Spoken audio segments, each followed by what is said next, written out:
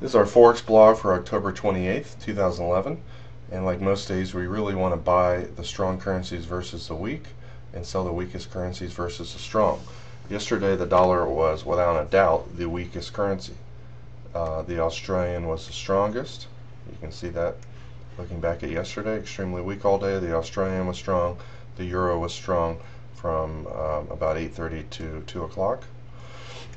It's always good to know what happened yesterday so you can, trade today. A lot of times when a currency moves too far one direction, it gets pullback. So if that's the case and you see some strength in the dollar here, but the longer time frame trend is down, be aware that this could be a multi-hour pullback, or if you see some weakness come back in followed by less strength, you can look for shorts. You might have had a loss right here. It's a little iffy where it's going to go at that point. When the longer time frame trend is down though, and you see some weakness come in, it never hurts to trade in the direction of the longer time frame trend, especially against one of the strongest ones, which is the Australian. So you can see at 3 the Australian was pretty much strong, and the momentum moves were to the upside until about 5:30.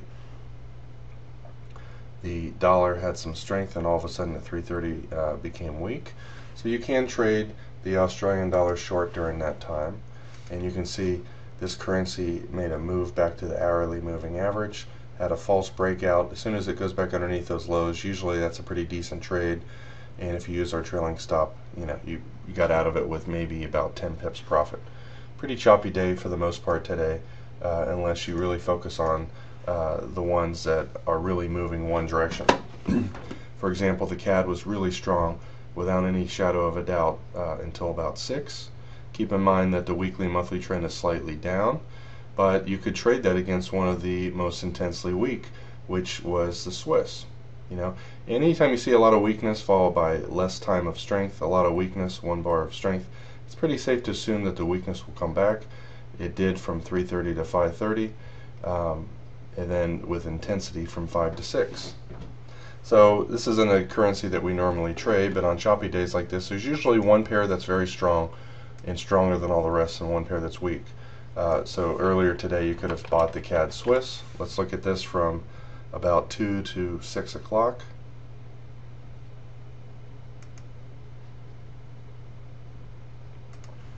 You want to be buying it from 2 to 6, and obviously after 6 the CAD became very weak, and it fell down a lot. But during that time, you can see the trend was very clearly up. And you can use a 2-minute chart, 3-minute chart for more precise entries. We usually use range charts, but I don't usually have this currency up. And you can see during that time, the impetus was to the upside. You have a multi-hour sideways range breakout right here, where anytime it goes up and kind of double tops like that, you want to move your stop up. You would have had a small loss, pulled back, broke out again, and the next trade you can see went up about 30 pips. And it continued right up until 6. Once a swing low gets broken and the currency meter shows the CAD no longer strong and the Swiss no longer weak, then you want to trade it on the current trend direction, which at that point was down. The pound also showed many signs of an uptrend today. Anytime you see a big peak of strength followed by very little weakness and very little time of weakness, a few bars, for the most part, its trend is up until about 3 when it shows a lot of weakness here. You don't know if that trend is going to continue, but then when you see another peak here, the intermediate time frame trend shifted up. It's pretty safe to assume that trend will come back as well. The pound from 1:30 to about 6:30, the weakest one was the Swiss, so you could have also traded the pound Swiss today. And this is maybe a 50-50 type trade, but when momentum comes back in, you typically get big moves. Looking back at this during that time, you can see it had a false breakout just like the other one did, pulled back, and then it started getting strong. And once you've had signs of strength like that, there's plenty of 10 pip, 10 pip, 20 pip. If you shorted here, you would have had a loss. You never know if once it comes down and double bottoms right here if it's going to go up, but if you bought this breakout right here, you can see it went up another 20 pips. And 10, 20 pip trades add up, and especially when even when you subtract the losing trades, which you're more likely to have on days like this. Yesterday, anybody could have made money. The trends were one way and one way only. Today, it had some currencies moving, one direction, but most of them, were kind of choppy. A little bit of strength and a little bit of weakness. So let's scroll back and look at this as you would in real time. Obviously, anytime the dollar and the yen are both weak, the daily trend's down, the weekly trend's down, the monthly trend's down. So, if you see some strength in these that start to get less and less, it's usually safe to assume that the longer time frame trend will reassume itself. And you can see that exactly what happened. A lot of strength right here, less strength in the dollar than the yen, and then a little bit of strength, just barely strength. So it's safe to assume that when the intensity of the uptrend is less than it was before and the momentum slows up, on days like this is really your only option in trading. The dollar is potentially likely to get weak again, and you can see at that time the euro was one of the strongest. The pound also had a lot of momentum moves to the upside with very little weakness. The euro has a daily, weekly, monthly trend is up, whereas the pound is down. But at 130, using the longer time frame trends and the momentum that's slowing in the dollar and the momentum that's strong in the euro and the pound, let's look at the euro dollar at 1 o'clock, or 1:30 I should say, anticipating an uptrend. Notice this is exactly what you see. You can see that the downward trend of the dollar is lessening. The euro is strong against other currencies, but it was less strong than the stronger dollar. But the longer time frame trend of the euro is up, whereas the dollar is down. And 2 o'clock, or 1:30 right here, go long, and you always want to draw your fibs on here, and you can get out of this at the fib target. Nice 15 to 20 pip move, and that's one of the things that I do on days where the market looks to be more choppy. You also can use our range charts, which are superior. Looking at this, let's bring up the euro dollar chart today.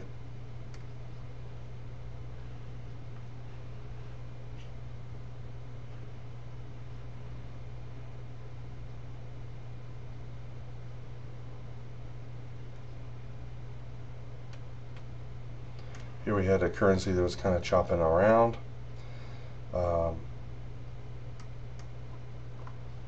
Not moving too many pips. Let's scroll back and find this at that time. And, basically the currency was just really chopping around. We have a 3 and 4 hour trend reversal signal here, which usually it tells you that the uptrend is over. So the only drawback in seeing this is that it's not likely to go back up to the highs. So you may decide for that reason not to even take this trade. But on a range bar chart, you can see in real time it made a move up, made a higher high than the previous swing with some decent momentum. The pullback was only on 1 bar, and as soon as it starts going back up above that bar, you can go long with your stop underneath the bar's low. And again, you want to draw your fibs on here. Most of the moves today are short-term scalps. Now, if it had gone up there with less momentum than this, you might have even really wanted to consider selling there because of the counter trend signal from before. Anytime you get those, usually within 3 to 8 hours, the market has a pretty decent sized move to the downside. Let's scroll through today, and also let's look at the pound too as well. The dollar was likely to show some weakness there. The pound, some strength, and you can see this is kind of chopping around here. At 1:30, you might have bought the breakout of this little rectangle pattern, and unfortunately that trade failed. It went up only about 6 pips, came back down. Your initial stop might have been underneath the low here. Anytime it goes your way only a few pips, pulls back against you, you always want to move your stop up underneath that swing low, because if it doesn't come back up and go above this level here, it's probably going to stop you out, and you can see that's what happened. If you had a wider stop down here, a few pips underneath the low, you would have got stopped out of there anyway at 74 versus 81. And so therefore, the key to trading is to have more wins than losses, or have much bigger wins and tiny losses. So you can see in this case, we moved the stop that would have initially been at 74 up to 81. That's 7 pips less loss that you would have had. And notice, looking at just the pure momentum, this is just kind of chopping around. This also had a counter trend signal here, which means it's not likely to explode up today. and you can, if it does go up to the upper containment bands, you can relatively safely sell it. And this was a multi-hour sideways, very low volatility, 15 pip range breakout, which we talk about. And it breaks out again here. The second trade, the first trade you might have lost 6 or 7 pips. Second trade, you draw your fibs on here, and I probably would have just got out of the whole trade here at 113 just to get back the previous loss. We made about 15 pips, lost about 7 or 8 on this one, so we're up a little bit. On days like this, that's about all you can really hope for when the markets are so choppy and not one directional like yesterday. Now, between the Australian and the New Zealand is clearly weaker than the Australian. The Australian has one of the strongest, or it has the strongest weekly and monthly trend. But last night, the Australian and New Zealand were weak. The New Zealand was clearly weaker. You have a peak of 3 hours of intense weakness right here, followed by a little bit of strength. Anytime you see that pattern, it's very likely that the weakness will resume itself. The dollar and the yen were both strong, but the longer-term trend of the yen is less weak than the dollar.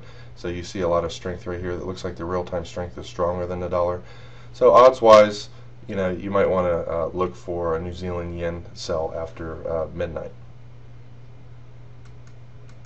Bringing up the New Zealand yen. Let me find it real quick.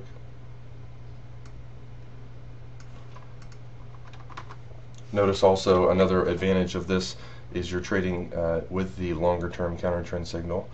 A little bit after midnight we had this counter trend trade. Look at the extreme weakness here, followed by about a third less strength there. And on range bar charts, it makes it really simple to draw your trend line underneath the bar's low. You go short somewhere around 21, and this is already pulling back about 60 pips from the high, and you have a counter trend 30-minute signal right here, which is saying that the very short-term pullback trade is likely over. So you might want to exit half your trade here at 03. You made 17 pips on the first half. If you got out when the trailing stop got hit, you made maybe 12 pips on the other half. And notice using a real-time build your own trend tool, which only works live and it works on range bar charts or tick charts, you can really get a feel for the likely next direction. Extreme weakness followed by less strength. Weakness, less strength. Weakness, less strength. But there's only a few bars of intense weakness, because for this to show extreme weakness you need most of the New Zealand pairs going down, the yen pairs going up, and you need them to do that with intensity. And so you had intensity on any given bar, but the vast majority of bars didn't have that much weakness. And anytime a currency makes a lower low then comes back above that low, usually that's the end of the move. So you really could have got out of your trade here at 02 once it had a false break underneath the whole number here. But that's more for advanced traders and trading your instincts based on a lot of experience watching the markets. We'll do one more of these trades today because it's more important to have more examples on hard to trade days than good days. Yesterday is a piece of cake. I shouldn't have even done class. If you couldn't make money with those ridiculously strong trends that lasted all day, you're going to have a hard time trading. Because in days like this, you're going to, unless you have experience, probably going to lose money. So on those days like yesterday, you got to make a week's worth of profit to make up for it. So scrolling throughout the day, it's always a better odds trade when you have strength in real time following with longer term trends in the same direction. But again, the euro was quite likely to go up. The New Zealand was weak, another currency that would have been a very high odds trade, especially since the euro was going up on all time frames, and the euro's longer time frame trends were stronger than the New Zealand. Look for euro New Zealand buys, right around midnight time. And look at this move from 72.80 all the way up to 50. It went up 70 pips, right? So looking at this, you might have bought this little pullback right here, and anytime it barely goes your way and then starts to come back down, I typically raise my stop. I would have probably lost 10 pips there, and I might not have gone back into this again. But once it went up here and had this little pullback right here, this is a trade I might have taken. And draws your, you always want to draw your fibs to get out of half your trade when it hits the fib target. So we're in this trade around 98, or let's just say 7,300, and out of half at 20, 21, 22. So you made 20 pips on the first half and maybe 15 on the second half, which netted out to about 18 pips. and it got rid of the first 7 to 10 pip loss, and you're left with 6 to 8 pips on 2 trades. And then you can see that the strong euro pulled back again. You could have either bought this pullback right here, or once it pulled back and kind of went sideways. This is one of our entry methods. You went long here with, again, the Fibonacci profit target getting you out of the first half here, and maybe the trailing stop would have got the second half just barely of it, barely higher. But nonetheless, 2 winning trades, 1 tiny loss. If you had this trade right here, you have a tiny loss.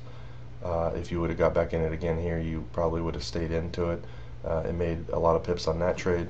But the currency meter, when one time frame trend is all up and another currency is very likely to be the weakest, which you can see here, extreme weakness followed by very little amount of time strong and very little intensity of strength.